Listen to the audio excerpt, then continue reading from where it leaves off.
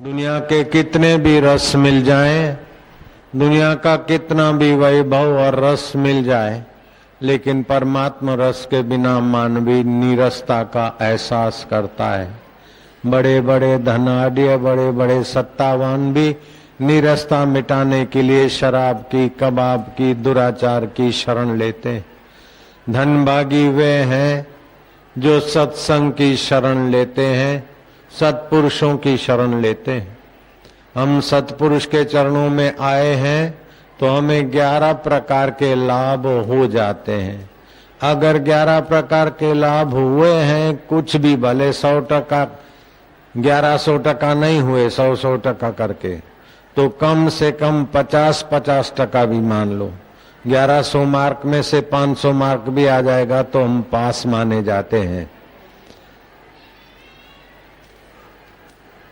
तो एक तो महापुरुषों के संपर्क में गए तो आप देखो कि आपको पहले जितना सुख दुख के समय सुख दुख होता था या दुख की चोट लगती थी, अभी वैसी लगती है कि कम हो गई। सुख में जितना पहले मन लल्लू होता था, ऐसा अभी होता है क्या? अगर होता है तो या तो गुरु रूपी पावर हाउस ऐसा ही है देखने भर को। अगर सुख में दुख में वैसे की वैसी असर होती है तो समझो गुरु रूपी पावर हाउस में दम नहीं है, आप गुरु बदल दीजिए। जयराम जी की। अगर संसार में आसक्ति पहले जैसी रही तो समझ लेना कि गुरु का फायदा हमने नहीं लिया अथवा गुरु फायदा देने के योग्य नहीं। संसार की आसक्ति मिट रही है, सुख दुख की चोट कम लगती है। नीच हल्का साहित्य पहले जितना प्यारा लगता था अब उतना प्यारा नहीं लगता है और सत्य साहित्य प्यारा लगता है। दुष्कर्म जितने प्यारे लगते थे अब दुष्कर्म वो प्यारे नहीं लगते, सत्कर्म प्यारे लगते हैं। भीड़ भाड़ और ऐश आराम जो अच्छा लगता था उसकी जगह पे एकांत और त्याग, संयम और सेवा अच्छी लगती है।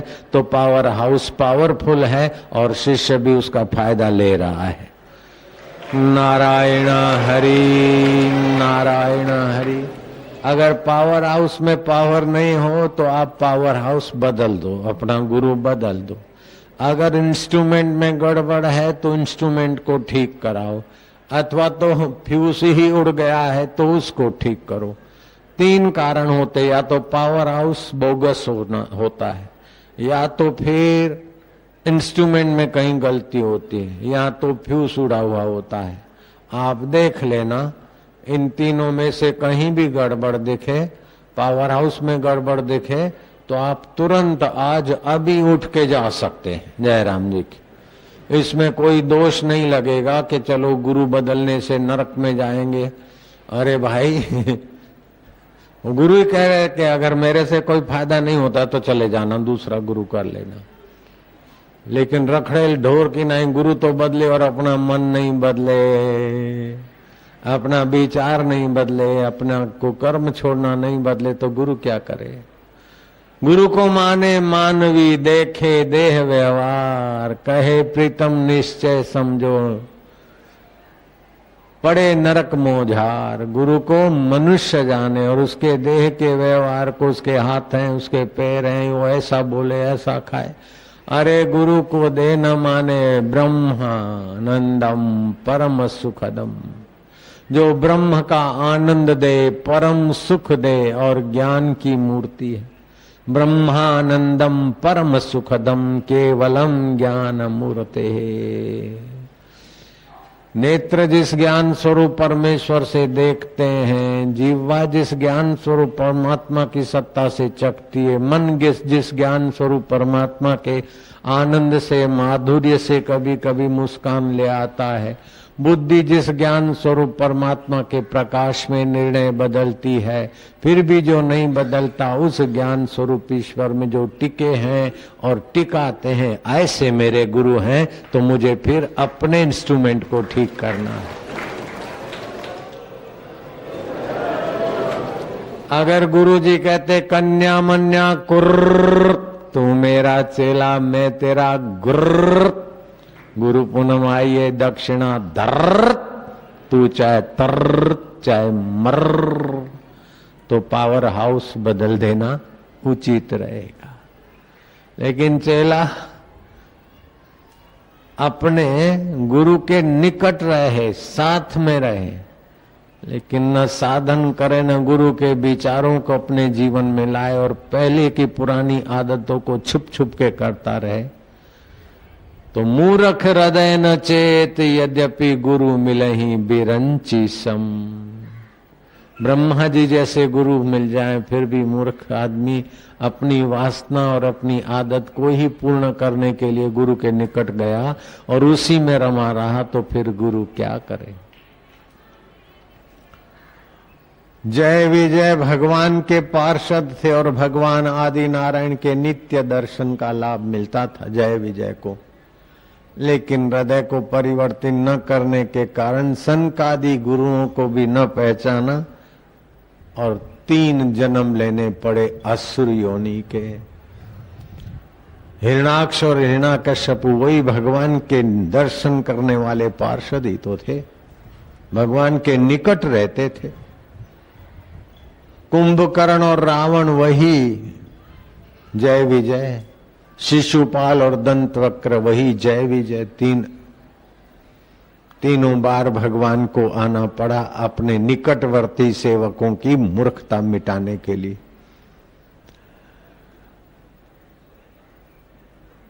कादों में से कमल खिलाने की क्षमता रखने वाले गुरु अद्भुत होते हैं।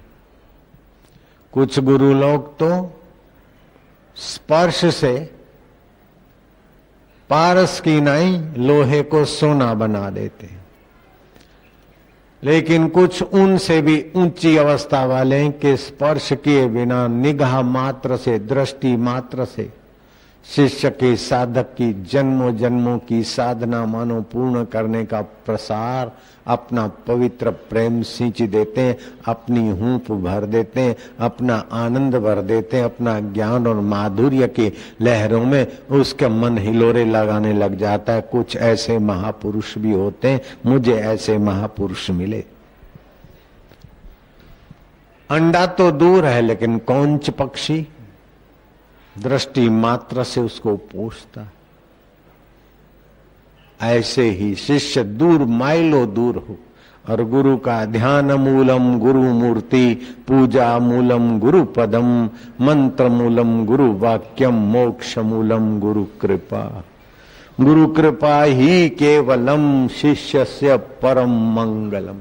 कईयों के मन में होता है दर्शन नहीं हो रहे इसलिए मुझे चलना पड़ता है आगे और पीछे। एक दूसरे के मन की बात तो अंतःकरण बता ही देता है। जयराम जी बोलना पड़ेगा। कोई भी लापरवाही के कारण लौकिक नुकसान होने देना ये भी बुद्धिमानी नहीं है। लौकिक हानि कितनी भी हो जाती है, लेकिन आध्यात्मिक लाभ अगर भारो भार होता है तो लौकिक हानि की कोई कीमत नहीं है। तो शास्त्रकार महापुरुष बताते हैं कि लौकिक लाभ को इतना महत्व न दे कि आध्यात्मिक हानि। बैठा दो ये बकरियों, बकरी दोना है तो बैठ के दो, लेकिन ऊंट दोना है तो लकीर का फकीर मत बन भाई बैठ के दोए। नहीं बेटे, ऊंट बैठ के कैसे दोएगा, हाइड्रोलिक ला ले फिर। बैठा दो ये बकरियों, उभा दो ये उठ, जैसी लगे हवा तैसी दीजे पुठ। तो आध्यात्मिक लाभ को ठीक से महत्व देना चाहिए। समझो लौकिक लाभ हो रहा है, धन मिल गया, मान मिल गया, वाहवाही मिल गई, पत्नी मिल गई, लवरियां मिल गई, शराब मिल गया, गाड़ियां मिल गई, मोटरें मिल गई, खूब लौकिक लाभ हो गया। भोले वालों के आगे तुम बड़े दिखने लग गए, गरीबों के आगे तुम अमीर दिखने लग गए, लेकिन उससे आपको आध्यात्मिक शांति नहीं मिलेगी। और ज्यादा सुख लेने के लिए काम में, क्रोध में, लोभ में, छल में, कपट में मन भागेगा। लौकिक लाभ कितना भी हो और आध्यात्मिक लाभ से आप गिर गए तो मन काम में जाएगा, क्रोध में जाएगा, लोभ में जाएगा, मोह में जाएगा, चिंता में जाएगा, विकारों में जाएगा, पर स्त्री में, पर धन में, पर निंदा में, और दूसरे के आगे रुबाब रखने में, दूसरे के आगे बड़प्पन दिखाने में, इसी में मन जाएगा ना बेटे, तो आध्यात्मिक हानि होती जाएगी और लौकिक अहम फूलता जाएगा। तो अंत में क्या होता है? हिरणपुर का सम्राट, सुवर्ण का नगरी हिरणपुरी हिरणाक्ष का नहीं रहा, तो तुम्हारा फ्लैट 1 से 4 फ्लैट हो गए तो क्या हो जाएगा बेटे? एक दुकान से 4 दुकानें हो गई तो क्या हो गया? 50 बीघा जमीन की जगह 500 बीघा हो गई तो क्या हो जाएगा? आध्यात्मिक हानि सहकर लौकिक लाभ को तुच्छ समझना चाहिए। अपनी लापरवाही, बेदरकारी के कारण, बेवकूफी के कारण लौकिक हानि हो जाए तो हो जाए, लेकिन आध्यात्मिक लाभ हुआ कि नहीं? आध्यात्मिक लाभ के ऊपर लौकिक हानि की बलिदानी करो, और आध्यात्मिक लाभ हो गया तो लौकिक हानि होती ही नहीं है, हो सकती नहीं है। भगवान राम के गुरुदेव वशिष्ठ जी कहते हैं कि 2 चीजें हैं, एक ऐहिक दिखने वाला जगत और सुख, और दूसरा परलोक आत्मा जो दिखता नहीं है। एक होती अनुभव की चीज, दूसरी होती विश्वास की। ये दुनियावी चीजें बदल रही है, बचपन बदल गया, ये हमारा अनुभव है। दुख बदल गया, सुख बदल गया, दिन बदल गए, रातें बदल गई, ये सब बदल रहा है, संसार बदलता रहा है। ये है अनुभव की चीज, मिट रहा है। दूसरी है विश्वास की चीज कि इस मिटने वाले के पीछे अमिट कोई है जो टुकुर टुकुर जान रहा है, देख रहा है, दिल के झरोखे में झुरमुट झुरमुट देख रहा है। अब वो परमात्मा ही आप विश्वास करते हैं, मेरा आत्मा है और सबका आत्मा आत्मा सब मिलके परमात्मा ही है। तो ये परमात्मा पर विश्वास किया जाता है, तो विश्वास ऐसा हो कि उसमें संदेह न हो और विश्वास के अनुरूप कदम उठे तो आध्यात्मिक लाभ होगा। अनुभव के अनुरूप कदम उठे तो लौकिक में फसान नहीं होगी। जगत का काम ऐसे करो कि एकदम तटस्थ, जैसे पत्थर पे बीज बोते तो क्या उगेगा, ऐसे संसार का व्यवहार हो जाए, लेकिन तुम्हारे अंदर संसार का व्यवहार अंदर घुसे नहीं, कुछ उगे नहीं, पाप उगे नहीं, अहंकार उगे नहीं, चिंता उगे नहीं। पत्थर पर बावलिया भी नहीं उगता और कुसुम के फूल भी नहीं उगते। तो संसार का व्यवहार करो तटस्थ होकर और भगवान पर विश्वास करके भगवान की भक्ति ध्यान ऐसे करो कि है उर्वर भूमि। विश्वास से करो कि कोई नहीं देखता फिर भी कोई देख रहा है, मैं किसका नाम ले रहा हूं कोई नहीं जानता है फिर भी तू जानता है, मैं क्या कर रहा हूं कोई नहीं जानता फिर भी तू जानता है, बस तेरा मेरा संबंध सच्चा है, बाकी का कच्चा है। तो जाने हुए में, अनुभव में तो तटस्थ रहो और माने हुए को अपना मानो, विश्वास।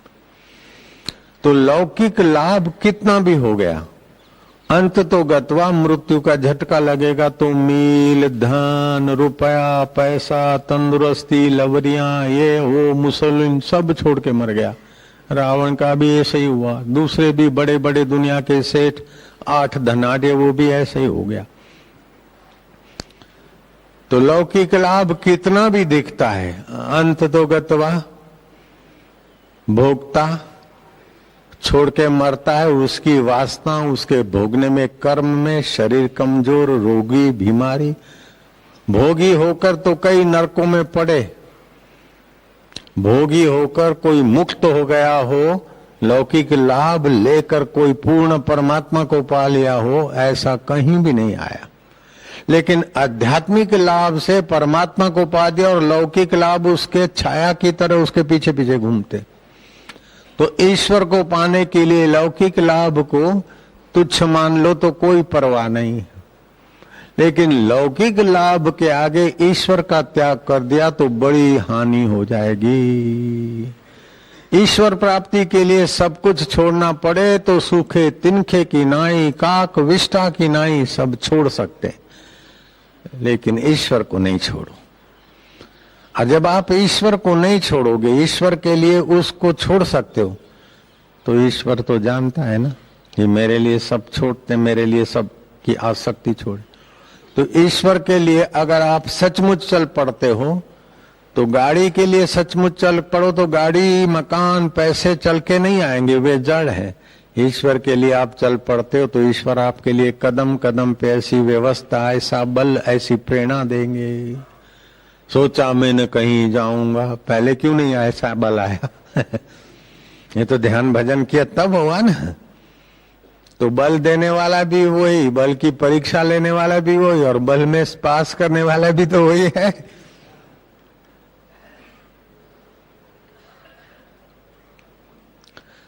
तो एक महापुरुष लिखते हैं कि जगत का लाभ, अगर ईश्वर के लाभ को छोड़कर जगत का लाभ होता है तो उसको काकविष्ठा समझो, और ईश्वर की प्राप्ति में जगत के लाभ की लापरवाही होती है तो परवाह नहीं।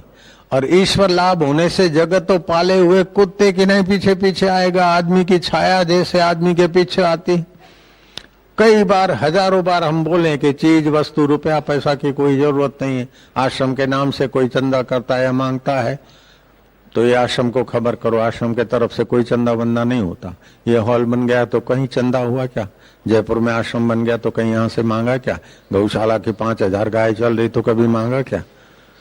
जब यज्ञ चल रहा है, हजारों दरिद्र नारायणों को रोज 20-20 रुपए भी मिल रहे हैं, भोजन भी मिल रहा है, तो कभी चंदा किया गया क्या? चीज वस्तु रुपए पैसे की कोई जरूरत नहीं, तो क्या पैसा छापने की मशीन भी तो मेरे पास नहीं है? और ऐसा करके कोई जादू मंत्र रिद्धि सिद्धि के बल से भी नहीं होता। चल रहा है, देने वाले दे जाते, मत्था टेकने वाले टेक जाते और लेने वाले ले जाते, आराम से चल रहा है। मुर्दे को प्रभु देत है कपड़ा लकड़ा आग, जिंदा नर चिंता करे उसके बड़े अभाग। खाने पीने की, रहने सहने की चिंता नहीं करो, चिंता तो इस बात की करो कि आज का दिन व्यर्थ क्यों गया। ईश्वर प्राप्ति के लिए कितने तड़फे, ईश्वर प्राप्ति के लिए कितना ध्यान किया, ईश्वर प्राप्ति के लिए कितना जप किया। किसी को देखते तो बस पेशाब में धातु बह गया। तो काम आकर तुम्हारा शरीर निचो देता है, लोभ आकर मुंह में लाड़ ले आता है, मोह आकर ये करता है, तो हृदय में भगवान बैठा तो उसका तो अन्याय आप अनादर कर रहे। घर में राजाधिराज बैठा और कोई भिखारी आकर आपका वो छीन गया, दूसरा भिखारी वो छीन गया, और घर में मेहमान भूखा मर रहा है। दाएं नाक से श्वास लिया, थोड़ा सा रोका, ओम मरियमाय जप किया और मेरा ब्रह्मचर्य दृढ़ हो, नाभि पर ध्यान किया, बाएं से छोड़ो, फिर बाएं से लियो, रोको थोड़ा और दाएं से छोड़ो। ऐसा 11 प्राणायाम करो। बेकार आए किसी लड़की के तरफ, लड़के के तरफ, पत्नी पत्नी के तरफ, तुरंत ये प्राणायाम करे और चिंतन करो तो नीचे जाते वाले वीर्य की धारा ऊर्ध्वरेता हो जाएगी। और वीर्य को जितना संयत किया उतना मन संयत हो जाएगा। रुपया गिर गया, 5-50 रुपया गिर गया तो इतना घाटा नहीं, ये लौकिक घाटा है। लेकिन वीर्य नाश हो गया चिंतन से, ये आध्यात्मिक घाटा है और लौकिक घाटा भी। ऐसे सिद्ध आसन पे बैठ के जप करो, मंत्र जल्दी सिद्ध हो। 7 कारणों से आदमी स्मृतिवान बुद्धिमान बनता है। एक तो शास्त्र का अध्ययन करे, दूसरा एकांत में थोड़ा विचारे, विचारों को देखे, उससे पृथक अपने को जाने, तीसरा जप करे, श्वासोश्वास को गिने, चौथा भ्रू मध्य में ध्यान करे, ओमकार का, गुरु का, एकलव्य आदि की नहीं या और किसी जैसा थोड़ा बहुत करे। 5वां रात को 7 मासा जौ भिगा के रख दे। ये तो आसान तरीका है, 10 पैसे के होते होंगे 7 मासा जौ। 7 मासा बराबर 10 ग्राम जौ। 8 मासे का तोला होता है, 8 मासा तोलो, 8 मासे का तोला होता है तो 7 मासा बराबर 10 ग्राम जौ रात को भिगा दे। सुबह थोड़ा सौंठ मिलाकर मेरी स्मृति का वर्ध स्मृति और बुद्धि शक्ति का विकास हो। बस भगवान का गुरु को स्मरण करके उनका चबा चबा के खाए। और कैसी कैसी बातें तुम्हारे आगे ले आता हूं तो आध्यात्मिक लाभ हो इसीलिए लाता हूं। और आपको आसानी से ये सारी बातें मिलती है। और पढ़ते पढ़ते घूमते घूमते बाजार में तो मिलेगी नहीं। शास्त्र पढ़ते पढ़ते किसी को ये बात हाथ लगेगी, किसी को नहीं लगेगी। सत्संग में सबके लिए सार सार सुलभ हो जाता है। सूर्य नारायण को अर्घ्य देने से, तुलसी के पत्ते खाने से, बुद्धि स्मृति वर्धक मंत्र जप करने से। और एक खास प्राणायाम है, यूं खड़े हो गए, गर्दन को पीछे दबोचा तो जहां जटा है अपनी ये चोटी होती ना, तो चोटी के इर्द गिर्द बुद्धि की नाड़ी जाल है, नस नाड़ियों के जाल में वो बुद्धि। तो रात को दही खाने से, सत्तू खाने से, अष्टमी को नारियल खाने से, मासिक धर्म वाले के हाथ से भोजन करने से वो नाड़ी जाल पर एक स्तर जम जाता है धीरे धीरे। तो बुद्धि की मंदता, विस्मृति। तो गर्दन यूं करके श्वास जोर से लिया तो श्वास में ओम लिया,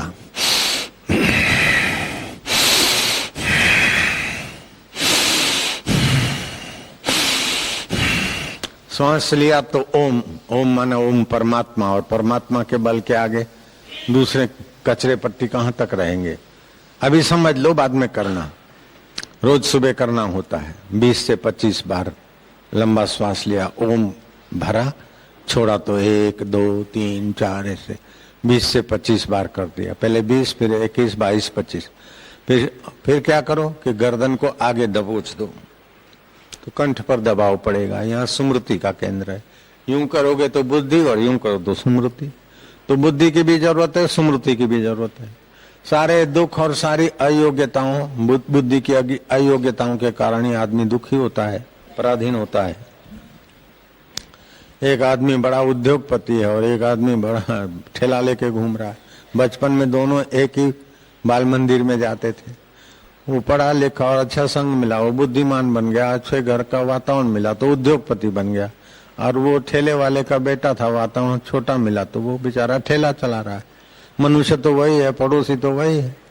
उसके यहाँ 2000 है। अभी दिल्ली में एक आदमी है, 14,000 का आदमी काम करते। लेकिन बापूजी इतनी एक थोड़ी कृपा कर दो जयराम जी की।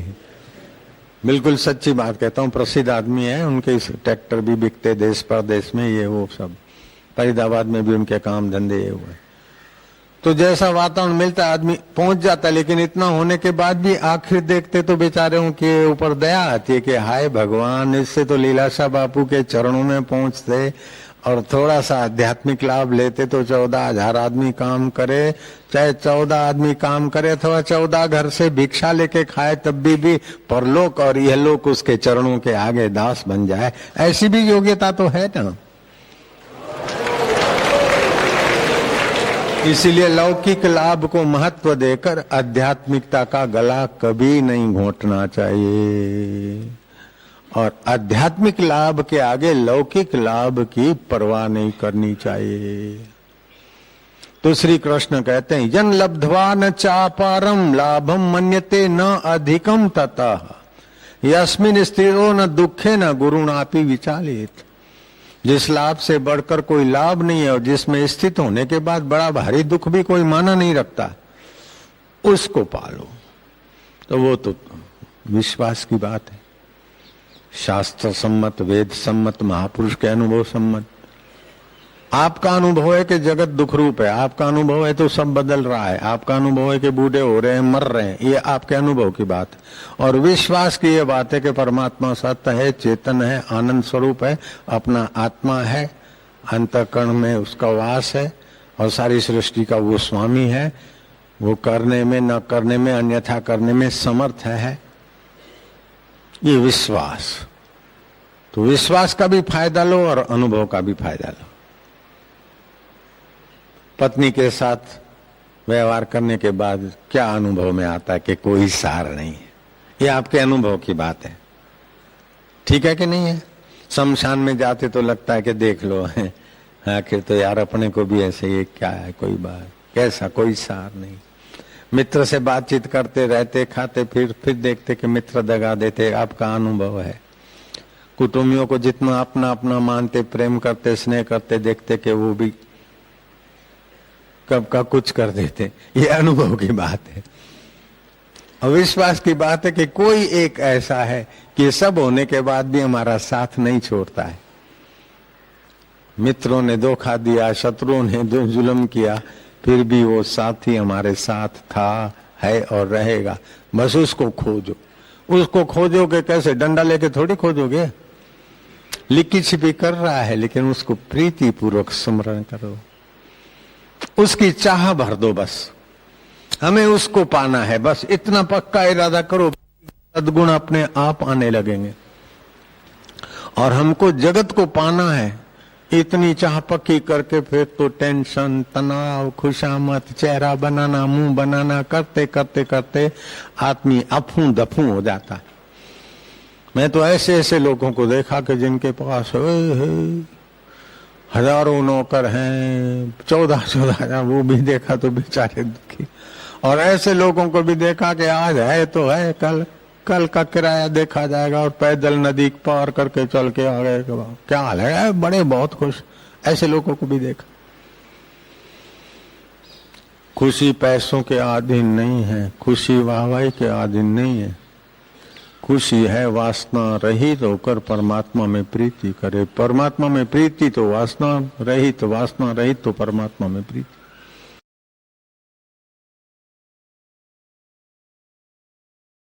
जितना जितना बाह्य जगत के आधार से सुख लोगे, उतना उतना आप संसारी हो। जितना जितना सुख बाहर को, बाहर वालों को दे दोगे और आप अंदर का सुख लोगे, उतना उतना आध्यात्मिक। बस और लाइन में जाना कोई जरूरी नहीं। हम तो गुरु जी का मानसिक पूजन कर देते। मन के ही लड्डू बनाना तो तेल के क्यों बनाना, घी नहीं डालना।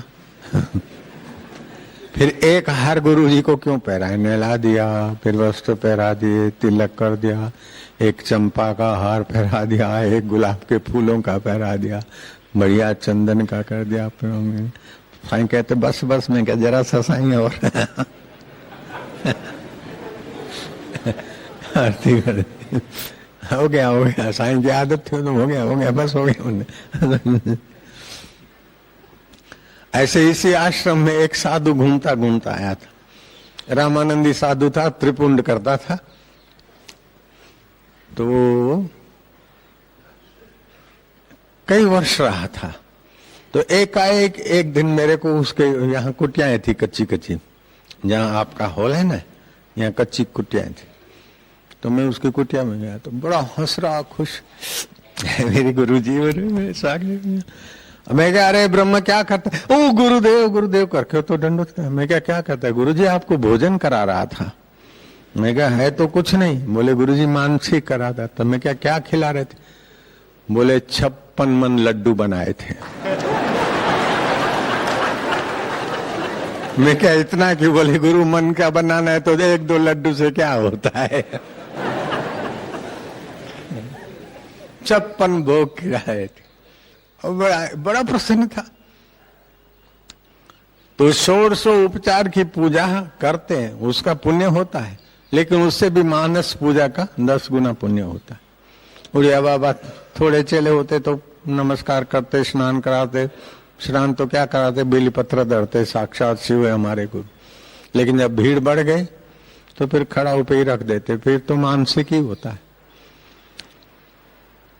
तो गुरु पूर्णिमा का महोत्सव,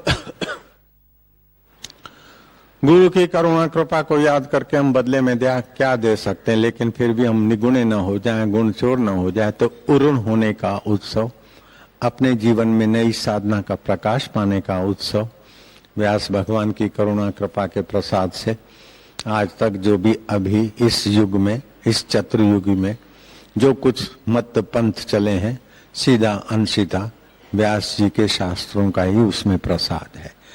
ऐसे व्यास जी की स्मृति में ये व्यास पूर्णिमा, गुरु पूर्णिमा, आषाढ़ी पूर्णिमा आदि कई दूसरे भी नाम है, मनाए जाते हैं। और इस पूर्णिमा का पर्व और सभी पूर्णिमाओं के पुण्य कर्मों को प्राप्त करा देता है।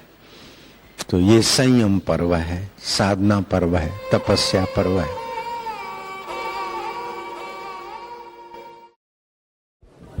वेद कहता है, अथर्ववेद कांड दूसरा, सूक्त 11वां, मंडल पहला।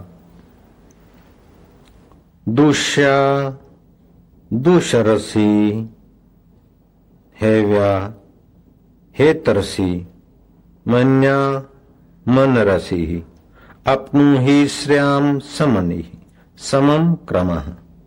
अच्छे बुरे कर्म सभी से होते हैं। ये वेद का मंत्र का अर्थ पढ़ रहा हूं। अच्छे बुरे कर्म सभी से होते हैं। सुमति कुमति सबके उर रही, वेद पुराण निगम अस कहीं। अच्छाई बुराई सबके, सुमति कुमति सबकी गहराई में है। वेद पुराण निगम आदि शास्त्र कहते हैं, तो ये वेद का ही दूसरे कांड का 11वां सूक्त और पहला मंत्र है। दुष्या दुष्रसी हेव्या हेतिरसी मन्या मनिरसी आपनु ही श्याम समति ही समम काम। अच्छे अर्थ पढ़ रहा हूं। अच्छे बुरे सभी कर्म मनुष्य से ही होते हैं। दुर्बलता मनुष्य के अज्ञान का प्रतीक है। श्रेष्ठता प्राप्त करके मनुष्य को आत्मबल प्राप्त करना चाहिए। यह तभी संभव है जब मनुष्य के जीवन में बुराइयों को त्यागने का सन्मार्ग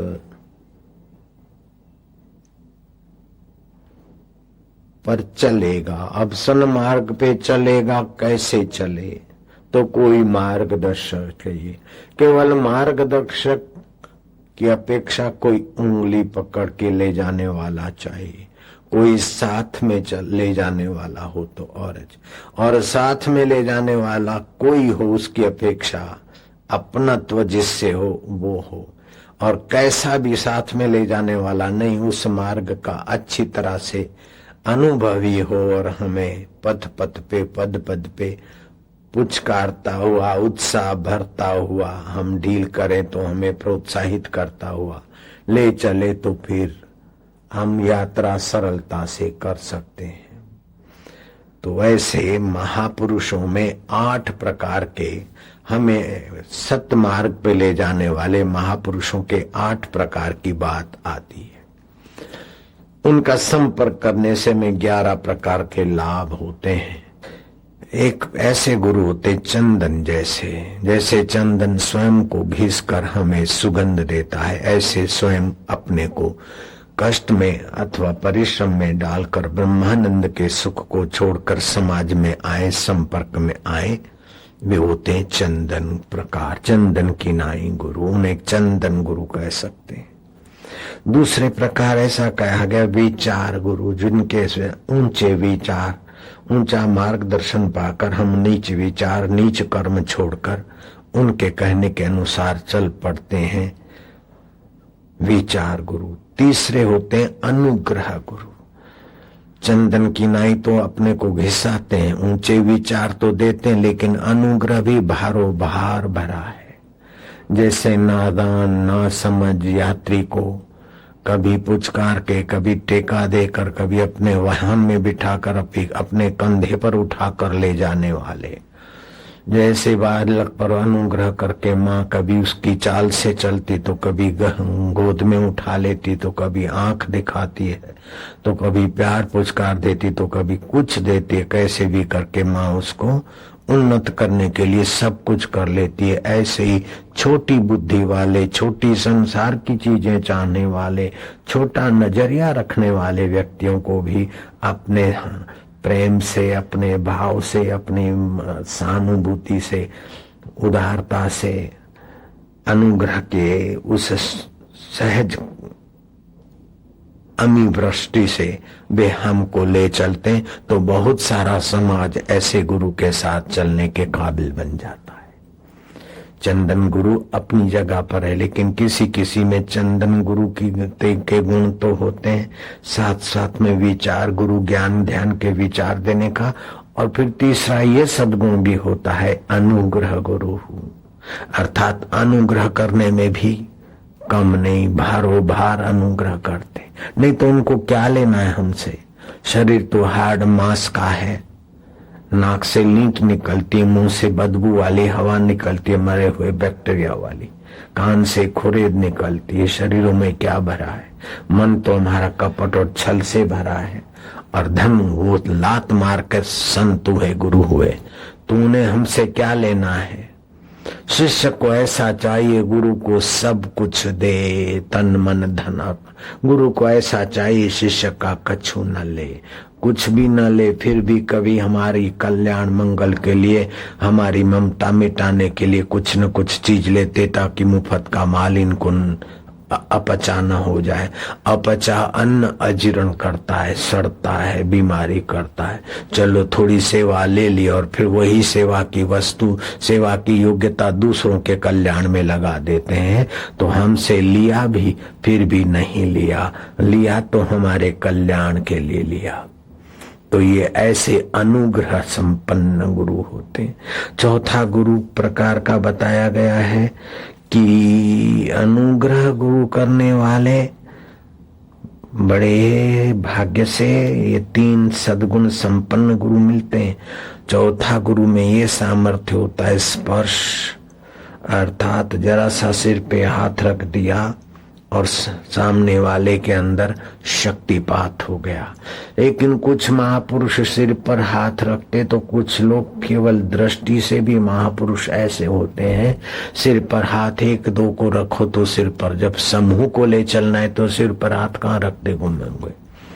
तो कौंच पक्षी 6-6 महीने दूर रहकर भी अपनी दृष्टि से अंडों को पोषण कर देता है, ऐसे गुरु में कौंच गुण भी होता है। दृष्टि मात्र से शिष्य को देश हो विदेश हो सामने हो, स्पर्श की मत्थे पे हाथ रखने की जरूरत न पड़े, दृष्टि मात्र से उसके चित्त में अपने विचारों को, अपने ज्ञान को, अपनी दिव्यता को भर दे।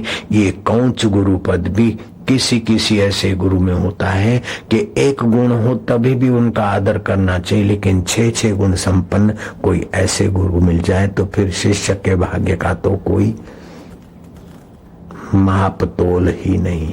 मेरे गुरुदेव में ये सामर्थ्य था, मेरे सिर पर हाथ नहीं रखा था, उपदेश देते हुए दृष्टि डाल दी थी। पूर्ण गुरु कृपा मिली, पूर्ण गुरु का ज्ञान। महाराज 7वां गुरु का दिव्य गुण होता है दर्पण गुरु, अर्थात आत्मनिरीक्षण करो। गुरु कहेगा कि अपने मन को देख, साक्षी हो जा। मन के बुरे विचार है, बुराई है तो मन में है, तो मैं बुरा हूं सोचोगे तो बुराई गहरी उतर जाएगी। बुराई मन की है तो निकाल, अगर बुराई तन की है तो निकाल, बुराई वाणी की है तो निकाल।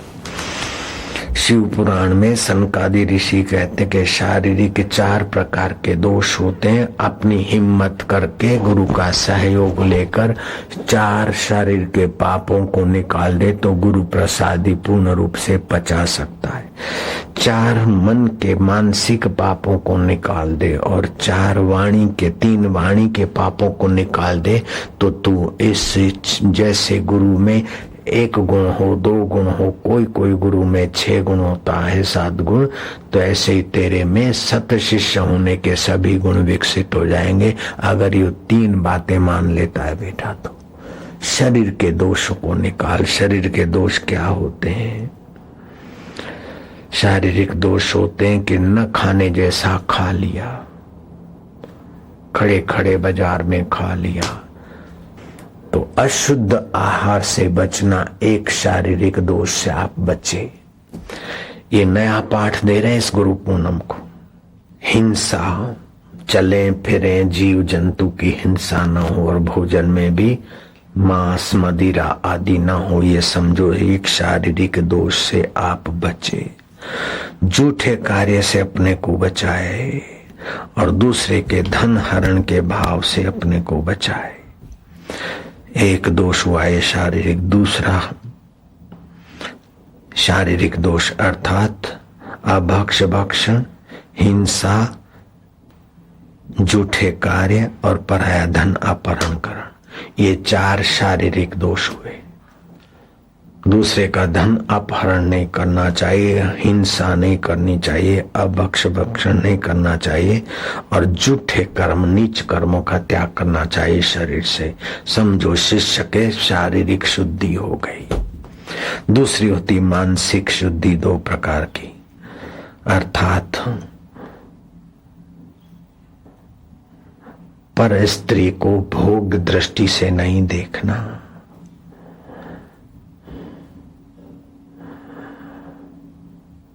और शरीर के मृत्यु का भय नहीं रखना। शरीर मरने वाला है, अभिनिवेश नहीं रखना।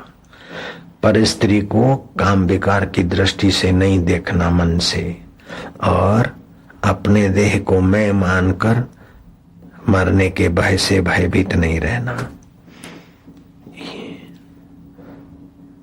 ये 2 मानसिक दोष। 3 वाचिक दोष है। असत भाषण नहीं करना,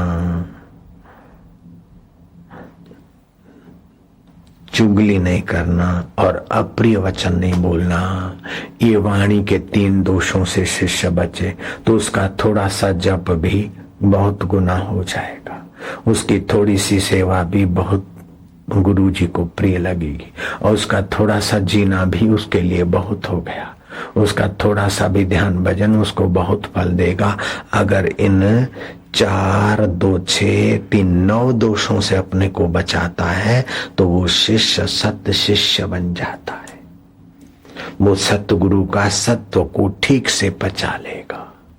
गुरु तो वही का वही होता है। शिष्य में जितना सत्व कम ज्यादा उतना ही फायदा कम ज्यादा होता है।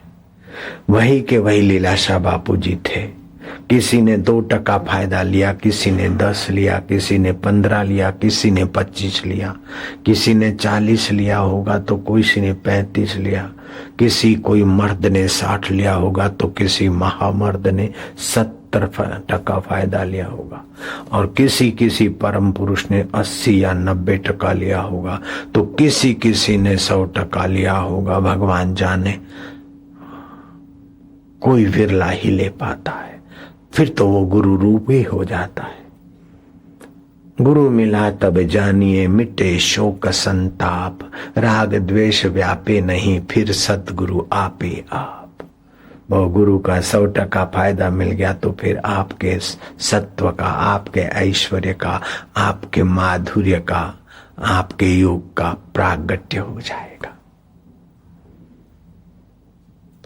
सुख दुख में सम रहना, इसी का नाम योग है। कृष्ण की गीता के अनुसार, पतंजलि महापुरुष की दृष्टि के अनुसार चित्त की वृत्ति शांत हो जाए तो योग है। वैद्यों की दृष्टि से 2 औषध को मिलाना योग, गणित वेताओं की दृष्टि से गणित के अंक मिलाना योग, लेकिन श्री कृष्ण का योग तो मोक्षदायी योग है। सुखम वा यदि वा दुखम सयोगी परमो मता। मेरी नजर में वो श्रेष्ठ परम योगी है। और सुख दुख बुलाने नहीं पड़ते, आते रहते हैं। आप सुख के भोगी मत बनो। सुख आए तो ज्यादा खुशी मत मनाओ कि ये दुख दे के जाएगा। सुख आए तो उसमें अपने को कुदाकर फेंको मत। जैसे चाशनी की कढ़ाई में मूर्ख मक्खी अपने को खुशी खुशी में डुबो देती है, सियानी मक्खी धीरे से चक्कर मार के धीरे से कहीं 1-2 जगह पर कहाँ बैठना कहाँ ना बैठना, फिर बैठ के अपना काम बना के छटक जाती। मूर्ख मकोड़े हैं तो चाशनी में डूब मरते हैं, सियाने मकोड़े हैं तो लेकर अपना काम बना लेते हैं। ऐसे जो मूर्ख लोग है वो संसार के सुख में डूबकर संसार में मरते रहते, जन्मते रहते, कीट पतंग की योनियों में और नीच योनियों में भटकते रहते। सियाने लोग है तो संसार की वस्तु का उपयोग कर लेते हैं। भोजन करते तो औषध की नाई। अब बारिश के दिनों में कम खाना चाहिए और नाश्ता वास्ता नहीं करना चाहिए। सर्दियों में पौष्टिक भोजन खाना चाहिए, लेकिन गर्मियों में सादा भोजन और बारिशों में वायुनाशक भोजन करना चाहिए। तो स्वास्थ्य का ख्याल करके भोजन करें। ऐसे ही बच्चे को जन्म देने के लिए वार त्योहार तिथि देखकर भगवत चिंतन करके संसार में उतरे, ठीक है, लेकिन शादी किया है तो बस मजा ले और उसने लाली लगाई, लिपस्टिक लगाए, फिल्म में घूमे और फिल्म देखकर फिर विकार उपजे और फिर विकारों के आवेग में बच्चे को जन्म दिया तो बच्चा तो खिड़कियां तोड़ेगा, बच्चा तो गालियां देगा, क्योंकि फिल्म देख देख के बच्चे पैदा हुए मुर्गी छाप हो जाएंगे। अंडे खाकर आमलेट खाकर बच्चे पैदा करोगे तो मुर्गी छाप बच्चे आएंगे, आपको भी सताएंगे, खुद भी सताए जाएंगे बेचारे। तो तेन त्यक्तेन भुंजिता, त्याग से संयम से। जिस गाड़ी में ब्रेक नहीं हो और लाइट नहीं हो तो उसकी रात्रि की मुसाफरी करने वाले को वो गाड़ी कब कहाँ गिरा दे, कहाँ मार दे और उसके द्वारा कितनों को घायल कर दे, कहना मुश्किल है। ऐसे जीवन में संयम की ब्रेक होनी चाहिए और ज्ञान की बत्ती होनी चाहिए। जो कल नहीं आए थे वे हाथ ऊपर करें, आज आपको सत्संग मिल रहा है, ठीक है। जो आज नहीं आए हैं वे हाथ ऊपर करें, कोई नहीं करता है, ज्ञान चाहिए ना। प्रकाश जैन आज नहीं आए हैं तो है ही नहीं, तो हाथ कैसे ऊपर करेंगे। अगर कर लेते हैं तो ज्ञान का अनादर करके कर लेते हैं, तो ज्ञान चाहिए ना। तो जीवन में व्यवहार में ज्ञान चाहिए, उसको बोलते हैं व्यवहारिक विवेक। लेकिन सतगुरुओं के चरणों में जाते हैं तो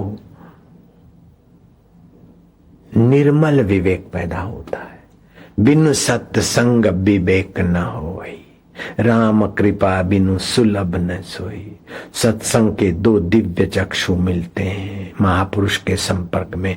एक सत्संग सत्य पुरुष परमात्मा में विश्रांति पाने के संस्कार का संग, दूसरी के दिव्य नजर, दिव्य सूझबूझ, निर्मल विवेक। एक तो सत्संग मिलता है, दूसरा निर्मल विवेक मिलता है। ज्यों ज्यों गुरु के चरणों में आना जाना रहेगा त्यों त्यों ये दिव्य चक्षु पुष्ट होते जाएंगे। इसीलिए कबीर जी कहते हैं कि प्रतिदिन सतगुरु का संग दर्शन करना चाहिए। प्रतिदिन नहीं कर सकते तो आड़े दिन करी ले, आड़े दिन नहीं करी सकते तो तीजे दिन करी ले, तीजे दिन नहीं तो सप्ताह सप्ताह करी ले, चौथे दिन करी ले, सप्ताह सप्ताह करी ले। फिर कबीर जी ने छूट छाट दी के बहुत व्यस्त आदमी और संसार को सत्य मानने वाला व्यक्ति अगर चौथे दिन न करी सके तो बोले आठवें दिन करी ले, आठे दिन न करी सके तो पाख पाख करी ले, कह कबीर काल दगा नहीं दे।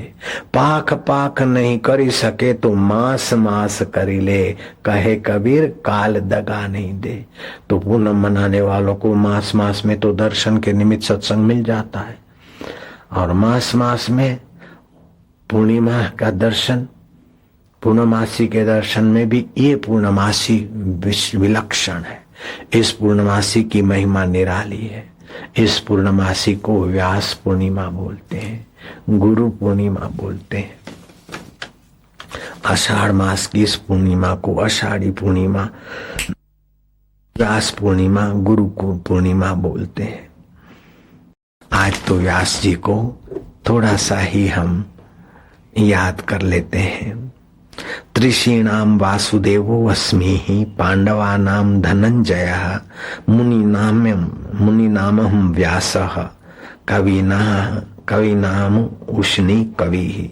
भगवान ने व्यास जी को अपना स्वरूप बना कहकर अपने विभूति में व्यास जी का नाम लिया है। ऐसे तो सर्वत्र भगवान ही भगवान है, लेकिन जहां जहां कहीं विशेषता दिखती है तो वो विशेषता उस जगह पर उस वस्तु व्यक्ति की नहीं, वो जो विशेषता का उद्गम स्थान है वो परमात्मा ही है। ऐसा जानना चाहिए हम सभी को। बोलते हैं वृषि वंशियों में वासुदेव, वृषि वंश जो हुआ उसमें वासुदेव मैं ही हूँ। वैसे तो भगवान सर्वत्र है, लेकिन वो वृषि वंशों में वासुदेव जो है वो विशेषता जो है वो मेरी है। और पांडवों में धनंजय मैं ही हूँ। तो धनंजय माना अर्जुन, युधिष्ठिर में कोई दूसरा बैठा है क्या? लेकिन अर्जुन में थोड़ी वे और विशेषता है, तो और विशेषता है तो वो मेरी ही है। तो पांडवों में धनंजय मैं हूँ, मुनियों में वेद व्यास और कवियों में शुक्राचार्य भी मैं हूँ। शुक्राचार्य संजीवनी विद्या जानते थे। शुक्राचार्य के पास देवों के गुरु बृहस्पति का पुत्र कवच भी विद्या सीखने को आया था। वो कवि भी थे। पाश्चात्य जगत के कवियों में और व्यास की कवित्व में जमीन आसमान का फर्क है। पाश्चात्य जगत के आध्यात्मिक जगत के जो कवि माने जाते हैं, जो श्रेष्ठ विचारक माने जाते हैं, उन श्रेष्ठ विचारकों के भी विचार एक देशीय पाए गए हैं।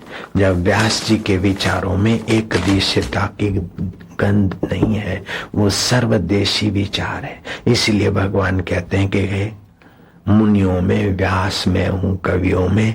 भगवान जी मुनियों में व्यास अपने को कैसे क्यों मान रहे हैं कि और जगत के जो लोग हैं वे अपने विचारों को ऐहिक जगत के सामने रख कर तोल तोल के एक निष्कर्ष पर लाते हैं, और व्यास जी ऐहिक जगत को सामने रखते हैं और साथ साथ में प्रकृति और पुरुष के विषय में विचार करते हैं। और व्यास जी ने, कवि कालिदास ने तो अपनी कविता में उज्जवल पक्ष लिया मानव का, अपने पात्रों को की सजनता दिव्यता दिखाई है। तो अंग्रेज कवि ने मनुष्य प्रकृति के अधीन है, मनुष्य क्या कर सकता है, वो आलेखन किया है। मनुष्य का अंधारिया पक्ष का वर्णन किया, और कवि कालिदास ने मनुष्य का शुक्ल पक्ष का वर्णन किया। लेकिन व्यास जी ने तो मनुष्य के जीवन में उजाला पक्ष भी है, अंधकार पक्ष भी है। युधिष्ठिर, भीम आदि के दोषों का भी वर्णन करने में व्यास जी चुके नहीं हैं, और दुर्योधन और कर्ण के सद्गुणों की भी व्याख्या करने में व्यास जी ने पीछे हट नहीं की। इसीलिए व्यास जी पूर्ण कवि है, पूर्ण आर्ष दृष्टा है, पूर्ण तटस्थ पुरुष है। तो एक साथ में गुरु होते हैं चंद्र गुरु।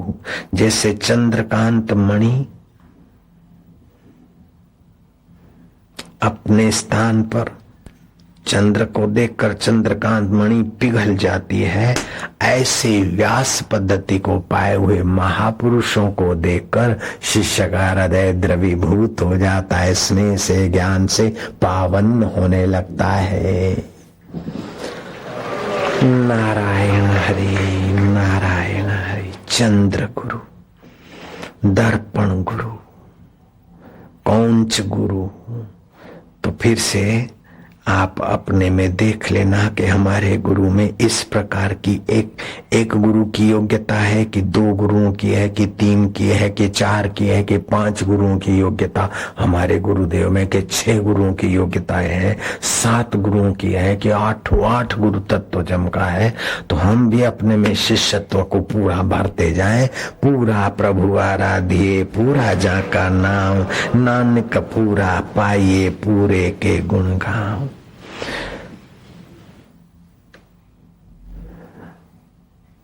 नानक जी ने कहा, गुरु बोह्यो तारे भव पारी। गुरु बोह्य को अर्थात शिष्य को भव से पार कर देते, जन्म मरण से संसार। गुरु सेवा जगते छुटकारे, जगत के झंझट से छुटकारा, जमते छुटकारे। अंधकार में ही गुरु मंत्र उजारा। अंधकार में अहंकार में जीने वाले व्यक्ति के लिए गुरु मंत्र एक प्रकाश है, एक दीपक है। गुरु मंत्र जो जपेगा उसके हृदय में गुरु की वाणी का, गुरु के मार्गदर्शन का प्रेरणा मिलेगा।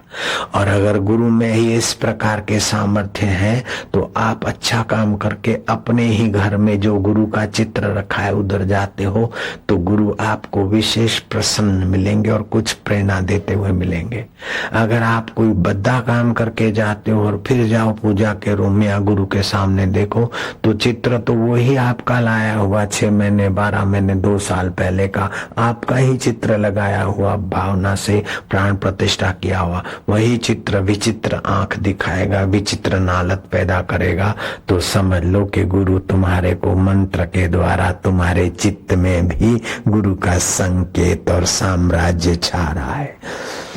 गुरु तो एक ऐसे अतिथि है, एक ऐसे संत अतिथि थे। बारिश की रात थी, दरवाजा खटखटाया। बोले कौन? बोले भैया एक अतिथि हूं, बरसात में भीग रहा हूं। दरवाजा खोला, बोले भीग रहा हूं, आपके घर में थोड़ा सा जगह हो खड़ा रहने की? तो बोले अच्छा महाराज आ जाओ। महाराज आ गए, दरवाजा बंद हुआ। धीरे से महाराज ने कहा भैया खड़े खड़े कितनी देर खड़ा रहूंगा, जरा बिछा दो तो मैं बैठ जाऊं। बैठो महाराज। बोले बैठे थोड़ी देर। बोले बैठेंगे भी कब तक लाला, जरा सा बिस्तर बिछा दो ना, आराम कर ले, में रात हो रही है। वो गृहस्थी ने बिस्तर बिछा दिया। बोले अकेले बिस्तर, भूखे भजन न हो, कुछ खाने को है तो ले आओ बेटे। तो खाने को भी दे दिया। चलो भूखे महाराज। और महाराज तो आराम से सो गए। सुबह हुआ, महाराज बारिश रुक गई है और आप कहाँ से आए? जहां से आए पधार सकते हैं। महाराज ने कहा दिमाग खराब तो नहीं हुआ है? किसको बोलते हो जा सकते हो? ये तो घर मेरा है, तुमको जाना है तो भले चले जाओ। तुमको जाना है तो अपने बाल बच्चे लेकर चले जाओ, भले भैया घर मेरा है। ऐसे ही महाराज गुरु मंत्र के रूप से हमारे हृदय में आते, फिर धीरे धीरे धीरे धीरे धीरे धीरे वहां डेरा जमाते, फिर अहम को बोलते और अहम की पत्नी को बोलते और काम क्रोध आदि उसके परिवार को बोलते कि ये शिष्य का हृदय तो मेरा घर है, तुमको जाना है तो चले जाओ। आए राम, आए मेरे गुरुदेव, आओ पधारो मेरे हृदय। तुलसीदास जी कहते मम हृदय भवन प्रभु तोरा, मेरा हृदय तेरा घर है, आजा नाथ, घुस जा इसी बहाने आजा। ताई बसे आई बहु चोरा, इसमें बहुत चोर घुसे हुए। मैं एक अला अमित बट मारा, को सुनत नहीं मोर पुकारा, रघुनायक बेगी करो संभारा, जल्दी आओ।